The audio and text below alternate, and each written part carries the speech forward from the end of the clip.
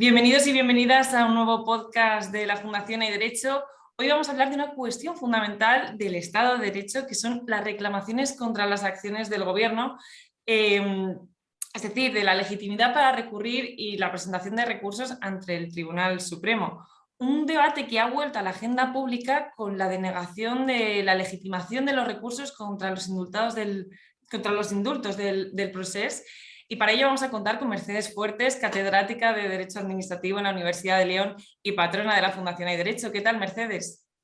Encantada y muchas gracias por esta oportunidad de conversar un rato contigo. Cuando estábamos preparando la charla me decías que igual este tema ya no estaba tanto en el caldero, en el debate. Sin embargo, es un tema fundamental para nuestro Estado de Derecho y por eso me parece importante que no solamente hablemos del tema de los indultos, sino que nos hablemos de este tema en su esencia. Entonces, para ello me gustaría empezar preguntándote por cómo está contemplado en el ordenamiento jurídico la capacidad de recurrir las decisiones del Gobierno. La discusión o el recurso de todas las decisiones del poder público es un ingrediente esencial, o como se dice en tantos libros, un pilar esencial del Estado del Derecho. No puede haber un poder que se imponga sin una supervisión. Y la Constitución española, así lo explicamos desde primero de la Facultad de Derecho en el artículo 106, recuerda esa esencia de que los tribunales controlarán la actuación del gobierno, de las administraciones públicas. A partir de ahí, como saben tantos especialistas que acuden a toda la actividad que hacéis desde la fundación, al blog y a los vídeos, porque son muchos juristas o interesados por el derecho, hay distintas leyes que regulan el acceso al proceso, porque son los tribunales los que tienen que controlar.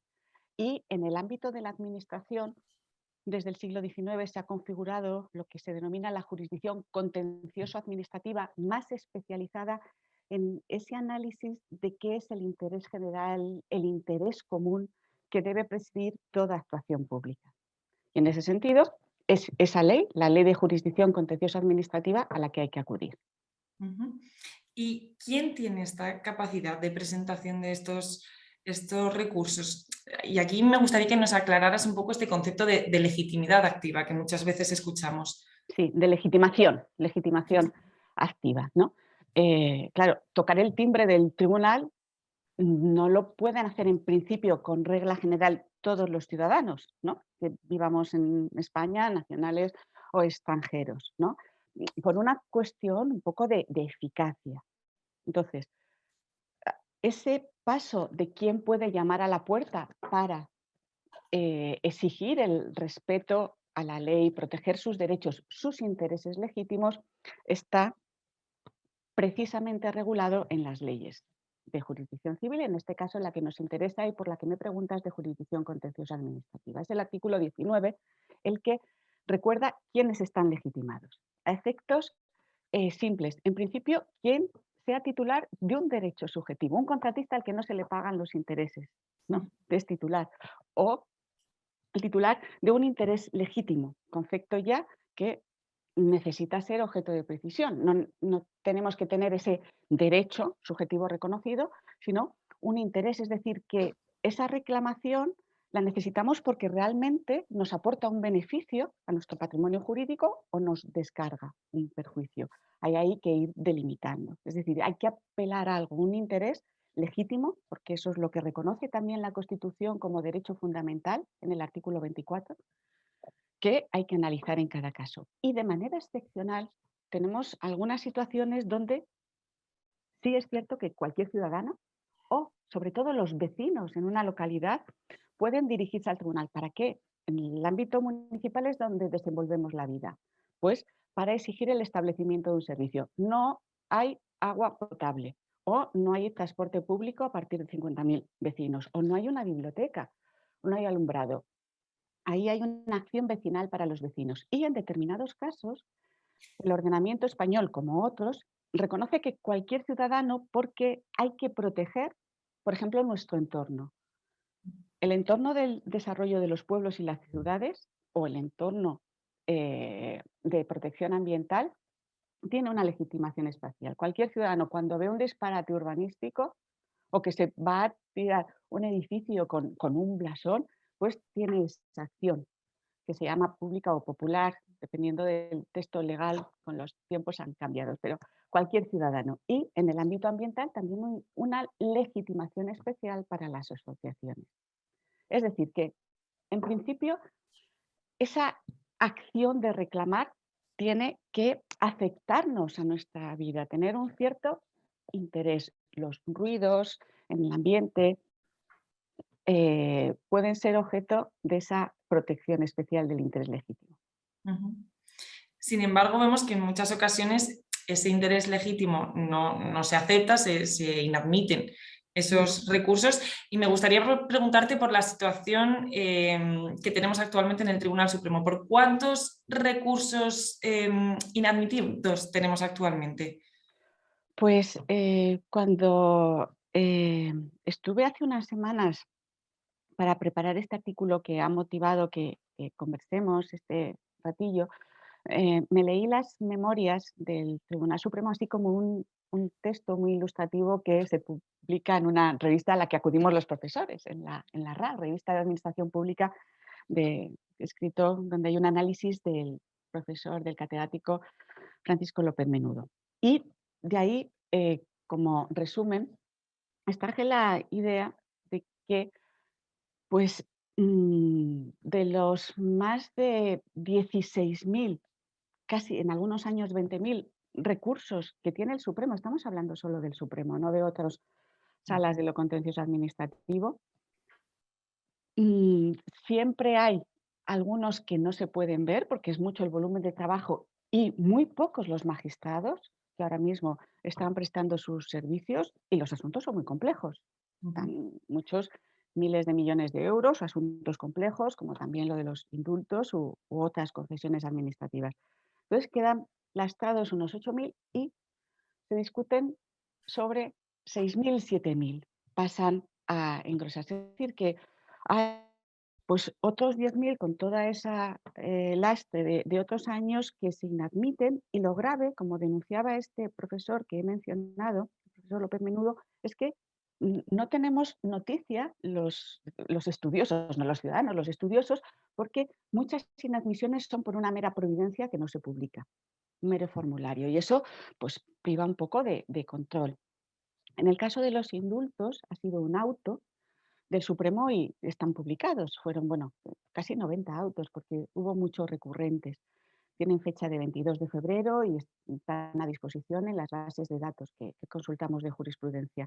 Pero ciertamente se inadmiten mucho. Y lo que me parece más grave, y esto es una cosa que denunciamos muchos profesores, es que ese análisis sobre quién tiene ese interés legítimo, quién tiene esa relación y puede estar con una vinculación especial con el conflicto, se haga al inicio del proceso, cuando es una cuestión que es muy conveniente escuchar a las partes, no solo a quien recurre, exponiendo sus razones, sino también a la administración, al abogado del Estado, diciendo este señor no tiene nada que ver y esto es un exceso, y también las pruebas. Es decir, que sería una cuestión más a tratar en sentencia. Yo, si me permites 30 segundos con la legitimación, a mis alumnos les digo que, aunque sea un ejemplo festivo, tienen que pensar en la legitimación, cuyo concepto se va adquiriendo con la experiencia y el estudio y la lectura de la sentencia, como si fuera pues una boda. Pues hay personas que claramente los parientes van a estar invitados, hay otras personas, amigas, que también tienen una relación, y hay otras personas que pueden aparecer. Y eso, pues a lo mejor el padre o la madre del novio no los conoce, pero luego cuando se presentan con esa argumentación, con esa prueba, con esos brindis de festividad, se conoce ya la relación y la legitimación. Y eso era una denuncia en la que coincidimos muchos profesores. Magistrado, escuche los argumentos para advertir si hay o no ese interés legítimo en el conflicto, para escuchar mejor y reflexionar sobre el mismo en la sentencia. Me gustaría que nos adentráramos un poco más en el tema de los indultos, ya que ha sido precisamente lo que ha motivado que escribas este artículo en en el blog de la Fundación Hay Derecho. ¿A quién se ha negado la legitimación para la presentación o el estudio de los recursos? Pues para empezar, no se ha reconocido a nadie, cosa sorprendente, ¿no? Porque en otras sentencias de inadmisión por falta de legitimación, los magistrados decían, hombre, usted, partido político, no tiene legitimación. Si hubieran recurrido determinadas asociaciones de fiscales, pues hubiéramos discutido este nombramiento. Aquí se han presentado decenas de recursos, partidos políticos, grupos políticos, diputados en su propio nombre, asociaciones, altos cargos que sufrieron personalmente persecuciones a su familia, escraches. O sea, muchísimo, bueno, 90, no creo confundirme, pero no sé si 70 o 94 inadmisiones, autos de inadmisión, muchísimos. Ujú. Y caramba, que nadie tenga en un asunto tan grave donde nos va el orden constitucional, la convivencia, la defensa de una sociedad abierta, que se basa en la libertad, en la igualdad y en la solidaridad. Que nadie, ni los partidos políticos que se les niega en muchos asuntos, lógicamente, y yo también lo he defendido en algunos otros comentarios de sentencia, la legitimación porque, oiga, usted tiene sus medios de controlar al gobierno en las cámaras legislativas, pero este era un asunto central, que es el orden constitucional. Sorprende también cómo, y el Tribunal Supremo ha rectificado en abril, 50 diputados tienen legitimación para que el Tribunal Constitucional les atienda cuando recurren un decreto ley del gobierno y, sin embargo, esos mismos 50 diputados, en el desarrollo de ese decreto ley, se les negara la legitimación. Bueno, ahí ya se ha corregido, pero sorprende, ¿no? Tampoco debemos ser tan incoherentes. Diputados, en este caso, a los que también el Tribunal Supremo les había reconocido el amparo, porque en todo este desgraciado asunto, en los años 2017, se les había conculcado sus derechos fundamentales. Es decir, que si el Tribunal Constitucional les ha reconocido y les ha amparado, estimó los recursos de amparo, ¿cómo es posible que el Tribunal Supremo ahora no les dé entrada para discutir? Porque luego otra cosa es el indulto y la decisión del gobierno, pero discutir y exponer sus razones. La sociedad civil catalana, que está haciendo tanto por la tolerancia y la convivencia, y que no se les escuche. Estamos hablando exclusivamente de que se les escuche, que se les deje pasar Claro. al Palacio de Justicia. No sé, me ha parecido sorprendente. Sí, Dejemos ahí desde el punto de Estado de Derecho y precisamente lo que quería preguntarte es qué podría reformarse o qué se puede hacer para que precisamente esta capacidad de escucha se amplíe en futuras ocasiones y también quería preguntarte por qué es esto tan relevante para el Estado de Derecho, que bueno, ya lo has dejado ver, pero ¿por qué es importante el tema de la legitimación? eh, a ver, si no me olvido de todo lo que me has preguntado. Eh, Sí, sí, ¿qué podríamos, o sea, ¿qué por un podríamos lado, qué hacer? podría Sí, reformarse? sí. Bueno, yo en principio, con carácter general, no soy muy partidaria de estar reformando las leyes. Las leyes hay que estudiarlas y exprimir sus consecuencias. Es cierto que la Ley de Jurisdicción Contenciosa Administrativa tiene una expresión a la hora de la inadmisión de los recursos que permite esa facilidad de no atender. Pero hay que insistir. Yo creo que lo que hay que hacer es insistir y es cierto que, como hemos comentado ya, el 6 de abril el propio Tribunal Supremo rectificó una inadmisión a un partido político y dijo, sí, es cierto, si no sería una incongruencia, vamos a escuchar y vamos a sustanciar este proceso. Es decir, que yo creo que reflexionando y aportando argumentos es posible defender los intereses legítimos y garantizar, pues eso, el derecho fundamental como es la tutela judicial efectiva.